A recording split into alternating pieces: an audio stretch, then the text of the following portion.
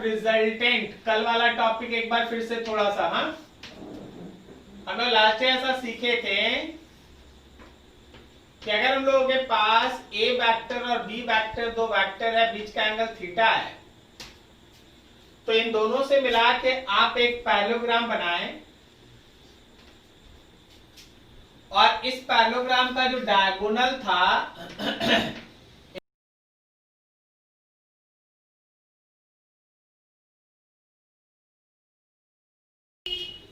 ये हमारे ए वेक्टर का लाइन, यहां से एक परपेंडिकुलर डाल दिए,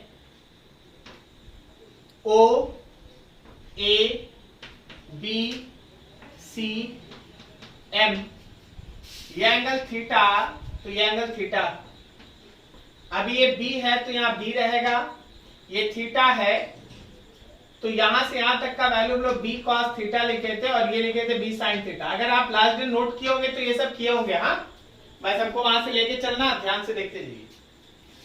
मान लेते हैं ऐसा कि जो मेरा रिजल्टेंट वेक्टर है वो ए के साथ अल्फा एंगल बनाता है। Let alpha is angle formed by resultant with vector A. So in triangle OMC में हम लोग लिख सकते हैं tan alpha is equals to perpendicular by base, perpendicular में CM होगा और बेस में OM होगा। अगर आप फिगर को ध्यान से देखते हैं तो CM के जगह पे आएगा B sin थीटा और OM के जगह पे आएगा A plus B cos theta. So tan alpha is B sin theta divided by A plus B cos theta. tan alpha is equals to B sin theta divided by A plus B cos theta. ये हम लोग के tan alpha का value आया था, last में भी आप देखे थे। तो अब यहां से थोड़ा एक दो लाइन देखिए और समझिए ध्यान से। जैसे कि एग्जांपल हम तुमसे बोले कि देखो जी इस डायरेक्शन में एक वेक्टर है, मान लो कोई एक फोर्स है 10 न्यूटन का, और इस डायरेक्शन में एक दूसरा फोर्स है, यह है 12 न्यूटन का और उनके बीच का एंगल है 60 डिग्री। तो अगर तुमसे हम ये बोल दें find direction of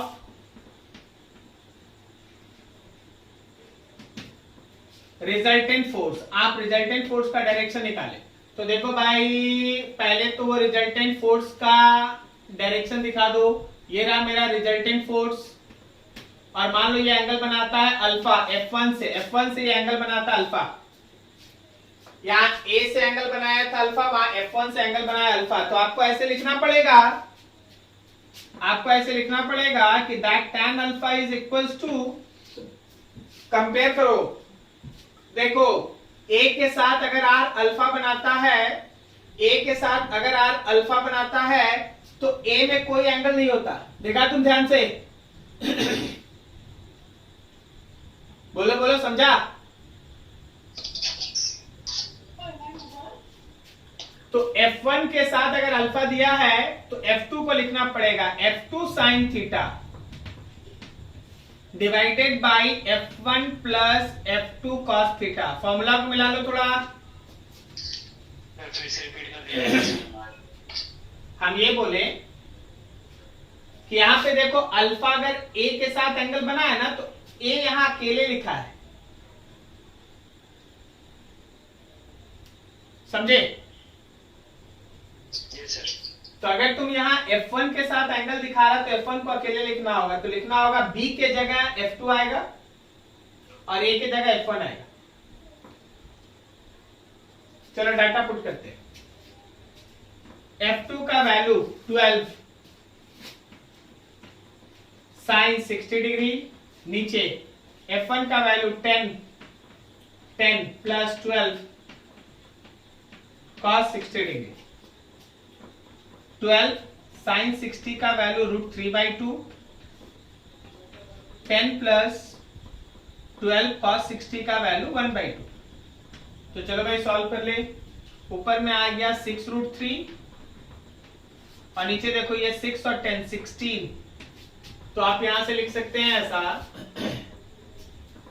कि that tan alpha is equals to 6√3/16, 6√3/16 या फिर 3/8√3, या alpha is equals to tan inverse 3√3/8। This is your answer. ऐसे लेके चलना है। नोट करो यहां तक फटाक से। स्क्रीनशॉट आज ले लीजिएगा। लिखने में आज टाइम वेस्ट नहीं कीजिए, नेटवर्क का इशू हो सकता है कभी भी। सो स्क्रीनशॉट ले लीजिए, घर में बैठ के आराम से नोट कर लीजिएगा। कॉन्सेप्ट ऑफ वेक्टर सब्सट्रैक्शन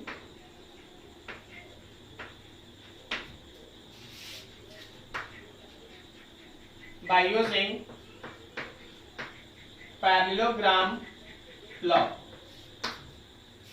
एक बहुत इंटरेस्टिंग डिस्कशन है वेक्टर के सब्सट्रैक्शन से रिलेटेड बात। पता है वेक्टर सब्सट्रैक्शन करके कोई चीज नहीं होता। तो सर आप टॉपिक क्या लिखे फिर समझना।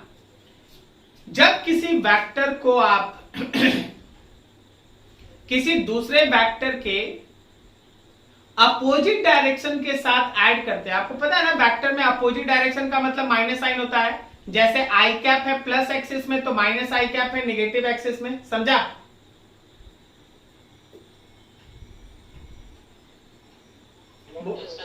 वेक्टर में माइनस का मतलब केवल अपोजिट डायरेक्शन होता है। जैसे अगर हम एक वेक्टर बोलते हैं 5 न्यूटन ईस्ट 5 न्यूटन ईस्ट, तो अगर हमको बोलना पड़ेगा 5 न्यूटन वेस्ट तो हम बोलेंगे -5 न्यूटन। तो अगर 5 न्यूटन को तुम ईस्ट में मानता है तो -5 न्यूटन वेस्ट में है। वेक्टर में नेगेटिव साइन बस बताता है कि उसका डायरेक्शन उल्टा कर दो, उसका डायरेक्शन उल्टा कर दो। जब आप किसी वेक्टर को किसी दूसरे वेक्टर के अपोजिट डायरेक्शन के साथ ऐड करते हैं, जब आप किसी वेक्टर को किसी दूसरे वेक्टर के अपोजिट डायरेक्शन के साथ ऐड करते हैं, तब तुमको मिलता है दो वेक्टर के बीच का सब्सट्रैक्शन। जैसे देखो और समझो, समझो सबको ध्यान से, हम लिखाएंगे इसमें। मान लीजिए ध्यान से, यहां ये आपके पास है ए वेक्टर और ये आपके पास है बी वेक्टर। ये बीच का एंगल है थीटा। अभी नीचे भूल जाओ। तो ए और बी को लो, ए और बी को लो, तो क्या ये उसका रिजल्टेंट हुआ? रिजल्टेंट हुआ, ए का एडिशन हुआ बी के साथ, जो अभी खत्म किया।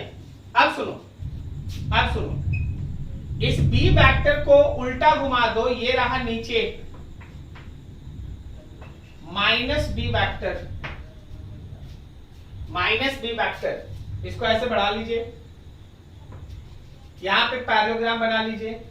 अब देखिए ध्यान से, इसका जो आप डायगोनल बनाएंगे ना, इस पैरेललोग्राम का जो डायगोनल बनाएंगे, पैरेललोग्राम का एक साइड ए है दूसरा माइनस बी है, तो याद रखना ये ए का एडिशन बताएगा माइनस बी के साथ, ये ए का एडिशन बताया प्लस बी के साथ, ये बताएगा ए का एडिशन माइनस बी के साथ। तो क्या ये कुल मिला के ए माइनस बी आपको मिला? बोलो बोलो। This is called subtraction between vector. Vector का सब्सट्रैक्शन, वेक्टर का सब्सट्रैक्शन एक्चुअली वेक्टर का एडिशन है दूसरे वेक्टर के अपोजिट डायरेक्शन के साथ। जब आप एक वेक्टर को दूसरे वेक्टर के अपोजिट डायरेक्शन के साथ ऐड करते हैं तो आपको मिलता है वेक्टर का सब्सट्रैक्शन। ध्यान से देखिए, अगर ए और बी के बीच का एंगल थीटा है तो क्या ए और माइनस बी के बीच का एंगल पाई माइनस थीटा है? बोलो बोलो।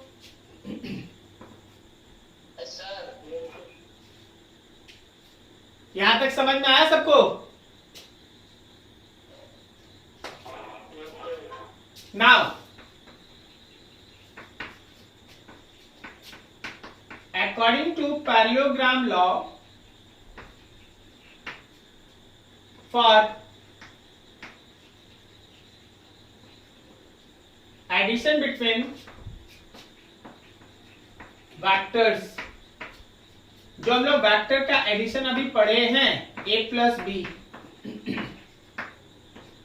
अगर उस एडिशन का मैग्नीट्यूड लिखना हो, अगर उस एडिशन का मैग्नीट्यूड लिखना हो तो हम लिखेंगे ना under root a square plus B square plus 2ab cos theta, यही तो हम लोग डिराइव किया अभी। अब देखो,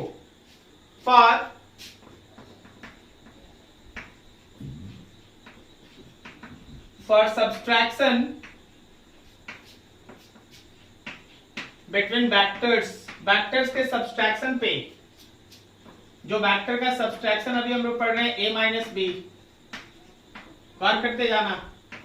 अगर आप इस वेक्टर के सब्सट्रैक्शन का मैग्नीट्यूड निकालेंगे, a माइनस बी का मैग्नीट्यूड निकालेंगे, तो वो होगा under root a square B square plus 2ab cos, सोच के बताना a और माइनस बी के बीच का एंगल कितना है?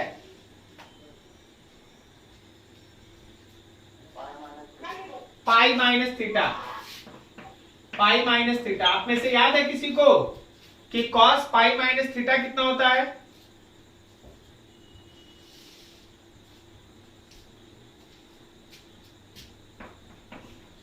कोई बताएगा cos पाई माइनस थीटा कितना होता है?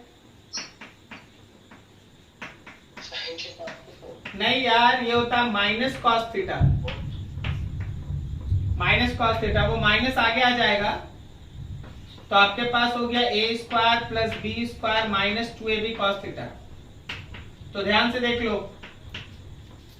वेक्टर का सब्सट्रैक्शन का जो मैग्नीट्यूड है a माइनस बी का मैग्नीट्यूड है, उसमें होता है root under a square plus B square minus 2ab cos theta, जबकि एडिशन में होता है plus 2ab cos theta. Parallelogram law सिखाता है कि अगर दो वेक्टर के बीच के एडिशन का आप रिजल्टेंट निकालते, दो वेक्टर के बीच के एडिशन का अगर आप रिजल्टेंट निकालते तो होगा under root a square plus B square plus 2ab cos theta, और यहां सब्सट्रैक्शन में होगा माइनस 2ab कॉस थीटा। समझा?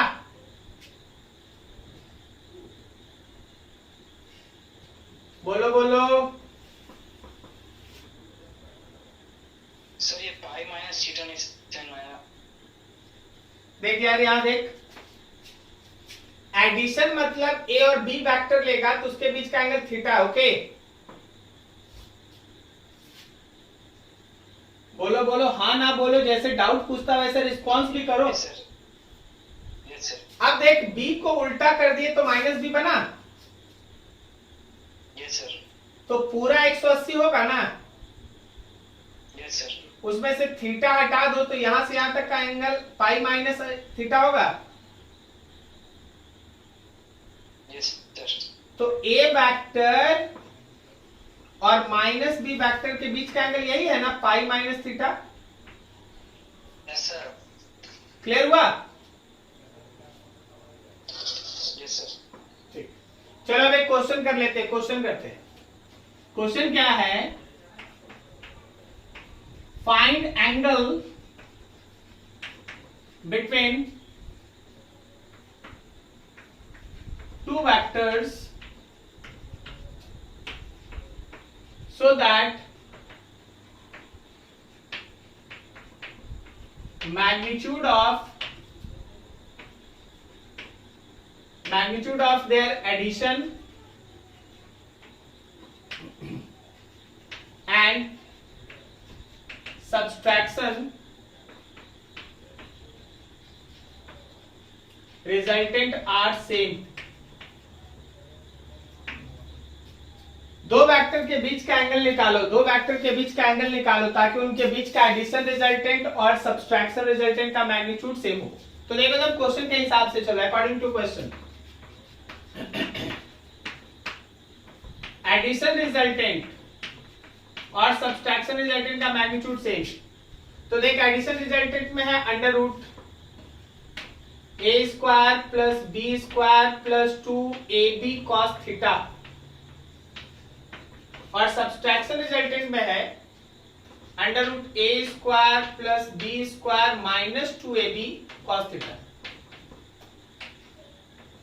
Minus 2ab cos theta plus, अब दोनों तरफ रूट कैंसिल, दोनों तरफ रूट कैंसिल, तो आपको मिला A square plus B square plus 2ab cos theta is A square plus B square minus 2ab cos theta. गौर करना है, A square B square cancel, 2ab cos theta is equals to minus 2ab cos theta, ये minus 2ab इधर आ गया, 4ab cos theta is equals to 0। अब देखो ये 4ab को 0 साइड भेज दो, खत्म, तो हुआ cos theta is equals to 0। बताओ cos का कौन सा एंगल पे वैल्यू 0 होता है? 90 degree. So cos theta is equals to cos 90, इसका मतलब theta is equals to 90 degree.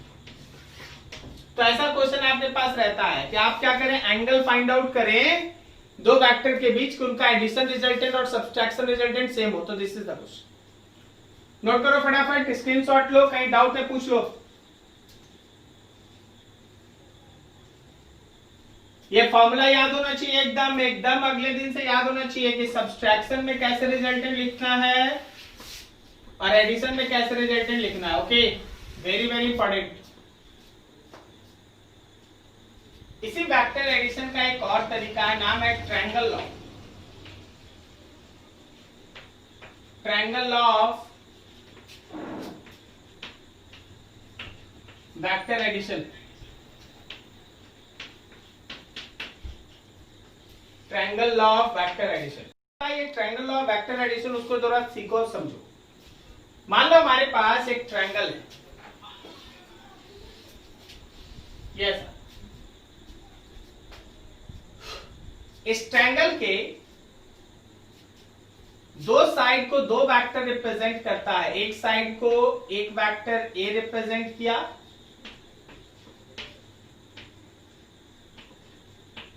और दूसरे साइड को दूसरा वेक्टर बी रिप्रेजेंट किया। ये दोनों सेम ऑर्डर में होना चाहिए। वेक्टर में अब सेम ऑर्डर क्या होता है, तो सेम ऑर्डर और अपोजिट ऑर्डर दो वर्ड होता है, ध्यान से सुनिए। अगर कोई वेक्टर ऐसे है कि जहां उसका हेड खत्म हो, दूसरे का टेल वहीं से स्टार्ट हो, जहां एक का हेड खत्म हो दूसरे का टेल वहीं से स्टार्ट हो, तो उसको कहते हैं सेम ऑर्डर।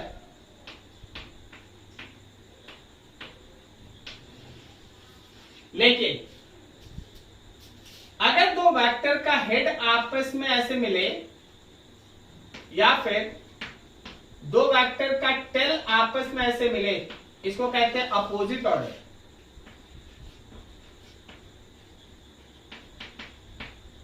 तो आज ये क्लियर हो गया कि सेम ऑर्डर बोलने का मतलब क्या होगा और अपोजिट ऑर्डर बोलने का मतलब क्या होगा, सही है? तो देखो, दो वेक्टर हम लोग लिए सेम ऑर्डर में, ट्रायंगल के दो साइड को रिप्रेजेंट कर रहा है, दो वेक्टर सेम ऑर्डर में। तो इस ट्रायंगल का जो थर्ड क्लोजिंग साइड होगा, इस ट्रायंगल का जो थर्ड क्लोजिंग साइड होगा, वो इन दोनों वेक्टर के रिजल्टेंट को रिप्रेजेंट करेगा। अच्छा है sir, but it should be in opposite order. Opposite order कहने का मतलब हेड के साथ हेड और टेल के साथ टेल, समझा क्या? तो ये इन दोनों वेक्टर का रिजल्टेंट है which is A plus B. Triangle law of vector addition के हिसाब से, ट्रायंगल लॉ के हिसाब से अगर दो वेक्टर ट्रायंगल के दो साइड्स को रिप्रेजेंट करता, वो भी सेम ऑर्डर में, सेम ऑर्डर का मतलब सामने, तो उस ट्रायंगल का जो थर्ड क्लोजिंग साइड होगा, उस ट्रायंगल का जो थर्ड क्लोजिंग साइड होगा, वो उनके वेक्टर रिजल्टेंट को रिप्रेजेंट करेगा, but taken in opposite order. वो उन वेक्टर्स के रिजल्टेंट को रिप्रेजेंट करेगा but taken in opposite order. Opposite order में रिजल्टेंट को रिप्रेजेंट करेगा। क्या आप ये बात समझे? थोड़ा स्टेटमेंट लिखिए, थोड़ा स्टेटमेंट लिखिए, जैसे बोल रहे लिखिए फटाफट। ट्रायंगल लॉ वेक्टर एडिशन में लिखना, according to this law, according to this law, if two vectors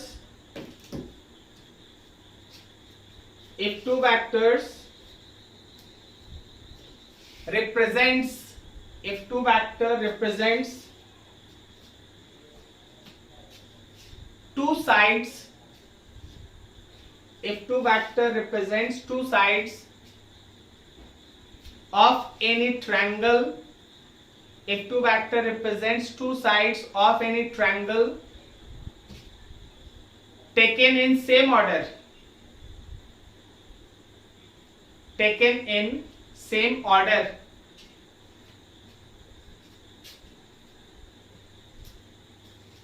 taken in same order, then third side of that triangle, then third side of that triangle will represent, third side of that triangle will represent their vector resultant, will represent their vector resultant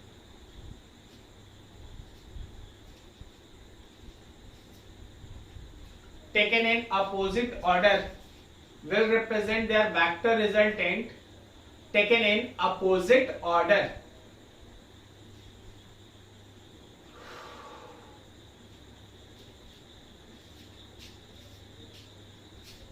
So मान लो जैसे ये O है, ये A है, ये B है, तो याद रखना कि OA vector plus AB vector is equals to OB vector,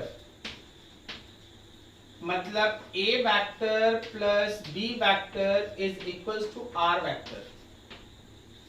ठीक है, चलो थोड़ा सा यहां आप बताते चलिएगा फटाफट कि कौन किसका रिजल्टेंट है।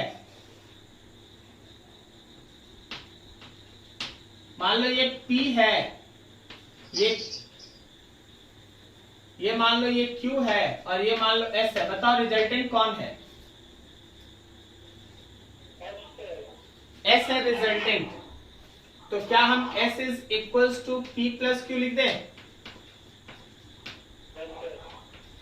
अगला देखना, बताना।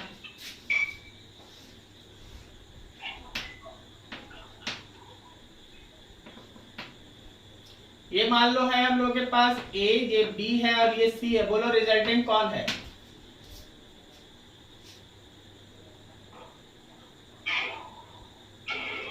रिजल्टेंट कौन है? रिजल्टेंट A है ना, रिजल्टेंट A है ना अपोजिट ऑर्डर में। देखो C और B को देखो, वो तो सेम ऑर्डर में है ना, सही है। अब एक इंटरेस्टिंग चीज देखना,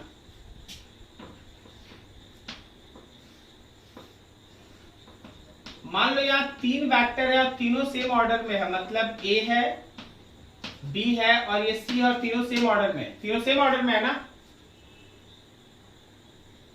याद रखना कि ऐसे केस में इन तीनों वेक्टर का जो रिजल्टेंट होता है that is 0।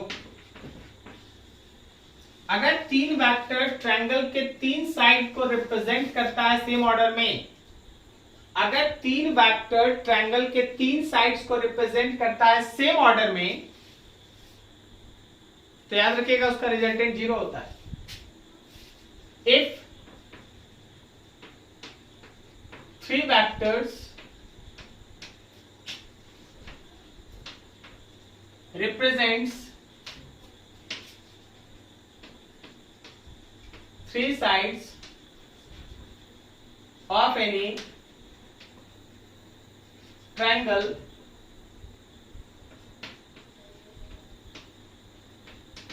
taken in same order, then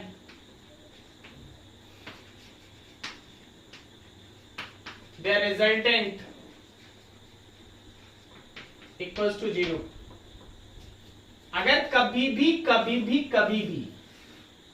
मान लो जैसे ये 3 ट्रायंगल का 3 साइड, एक है हम लोग का P, एक है Q और एक है मान लो R। तो अगर ये तीनों 3 साइड को रिप्रेजेंट कर रहा सेम ऑर्डर में, तो इन तीनों का जो वेक्टर सम होगा P plus Q plus R, that will be equals to 0, वो 0 होगा। P plus Q plus R that will be equals to 0, वो 0 होगा। ठीक है, नोट करो यहां तक फटाक से। हो गया सभी का? क्या ये ट्रायंगल लॉ समझ में आया सबको? तो ट्रायंगल लॉ में दो वेक्टर हमेशा ट्रायंगल के दो साइड्स को रिप्रेजेंट करेगा सेम ऑर्डर में। तो जो उसका क्लोजिंग साइड होगा, जो उसका थर्ड साइड होगा, वो अपोजिट ऑर्डर में उस ट्रायंगल के रिजल्टेंट को रिप्रेजेंट करेगा। ठीक है, अगर 3 वेक्टर सेम ऑर्डर में ट्रायंगल के तीनों साइड को कंप्लीट कर देता है, अगर 3 वेक्टर सेम ऑर्डर में ट्रायंगल के तीनों साइड को कंप्लीट करता है, तो उसका रिजल्टेंट 0 होता है। ठीक है, लैमेज थ्योरम।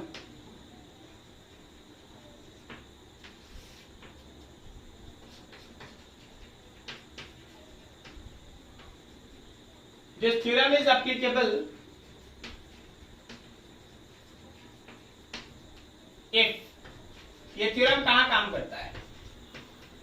ये थ्योरम वही काम करता है जहां 3 वेक्टर का रिजल्टेंट 0 हो।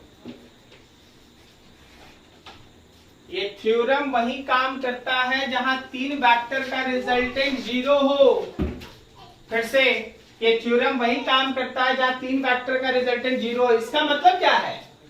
इसका मतलब ये है कि वो तीनों वेक्टर ट्रायंगल के 3 साइड को रिप्रेजेंट करना चाहिए सेम ऑर्डर में। क्या बोलता है? सही है?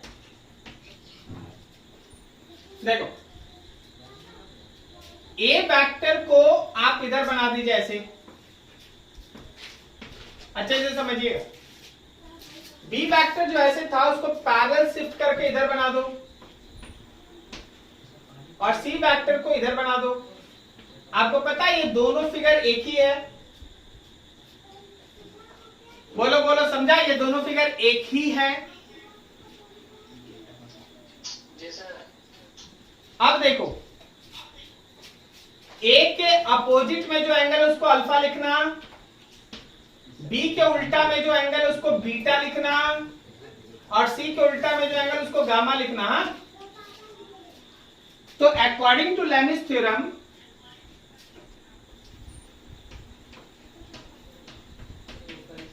then according to Lami's theorem क्या होता है वो समझो। A by sine alpha is equals to B by sine beta is equals to C by sine gamma. ये तीनों आपस में बराबर होता है।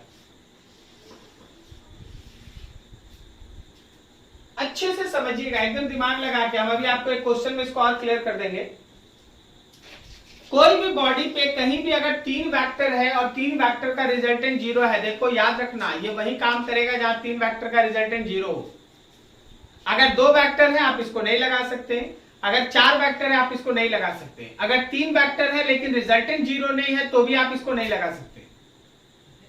तो 3 वेक्टर और 3 वेक्टर का रिजल्टेंट अगर 0 है तो a by sine alpha is equals to b by sine beta is equals to c by sine gamma के बराबर होगा। सर न्यूमेरिकल, चल क्वेश्चन देख, ध्यान से क्वेश्चन देखना, समझ में आ जाएगा।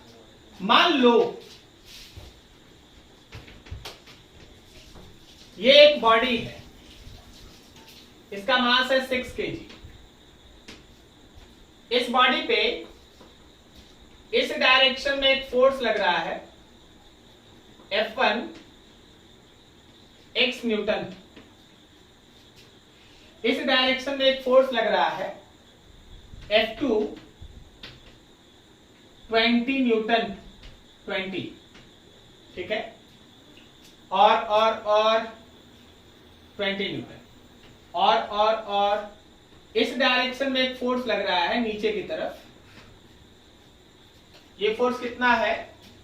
तो this force is F3 is 8 Newton. तुमसे बोला गया मान लो ये एंगल है थीटा या phi. Find phi and x so that body remains in rest। चलो क्वेश्चन समझो। क्वेश्चन को पढ़ के क्या तुम ये कंक्लूड कर सक रहा है कि ये कॉन्सेप्ट लेफ्ट वाले के हिसाब से है?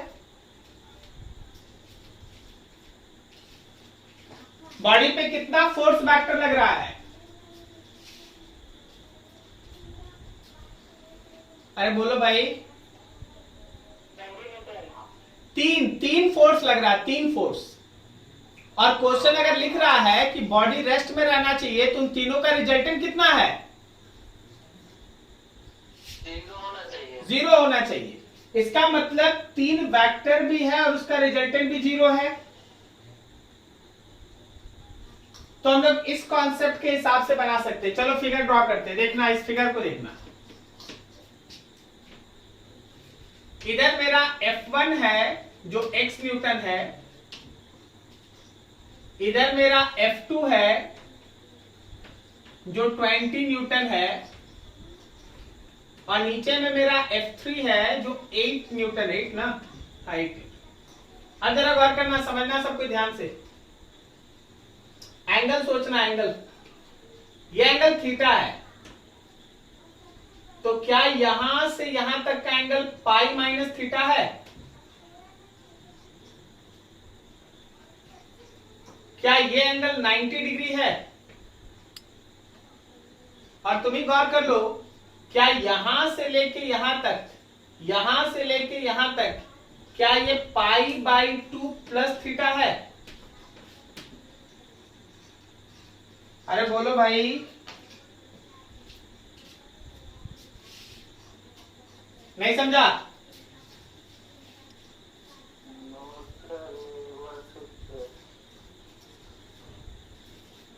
देख, यहां तक का एंगल थीटा था, देख लो क्वेश्चन में दिया हुआ थीटा, थीटा नहीं फाई दिया है, हम इसको थीटा कर देते हैं, थीटा लिख दिए उधर, यहां थीटा,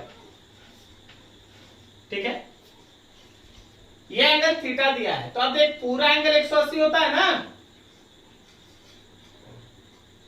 अरे हाँ ना बोलेगा तब ना समझ में आएगा। तो ये थीटा हट गया, तो यहां से यहां तक पाई माइनस थीटा हुआ। अब देख, ये दोनों एक दूसरे पे 90 है, परपेंडिकुलर है, तो ये एंगल 90 लिख दिए, पाई बाई 2 लिख दिए। अब देखो, यहां से इधर थीटा था, तो ये 90 है, तो ये total angle pi by 2 plus theta होगा।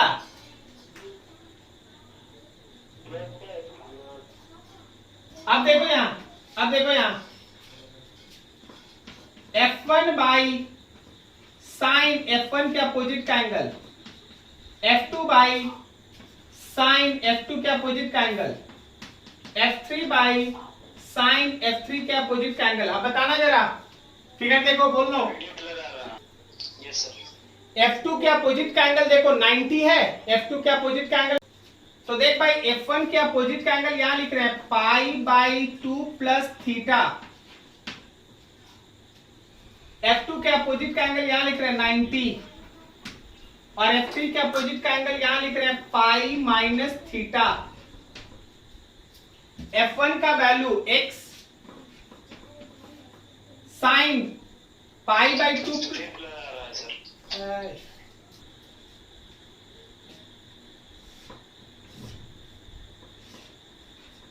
ये है F2 और ये है F3, ये एंगल है थीटा और ये 90 है ना।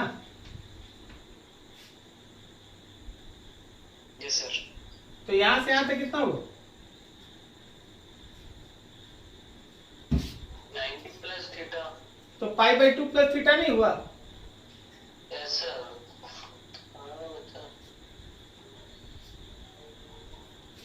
बता तो sine pi by 2 plus theta जानता है कॉस थीटा होता है। F2 का वैल्यू 20, साइन 90 का वैल्यू 1, F3 8 और साइन पाई माइनस थीटा है ना, साइन थीटा होता है। अब देखो ये दोनों को इक्वेट करो, देखो साइन थीटा मिल जाएगा। हम यहां बना देते शॉर्टकट में, 20 is equals to 8 by sin theta, so sin theta is equals to 8 by 20। 8 by 20 का मतलब हो गया हम लोगों का 4 by 10 या 2 by 5, 2 by 5 साइन थीटा मिल गया। अब जरा गौर करना, इन दोनों को ले रहे हैं 20 और x by cos थीटा को। x by cos theta is equal to 20, तो x इज इक्वल टू 20 का cos थीटा। अब तुम देखो साइन थीटा है 2 by 5, तो क्या हम लोग cos थीटा की जगह पे लिख सकते हैं under root 1 minus sine square theta.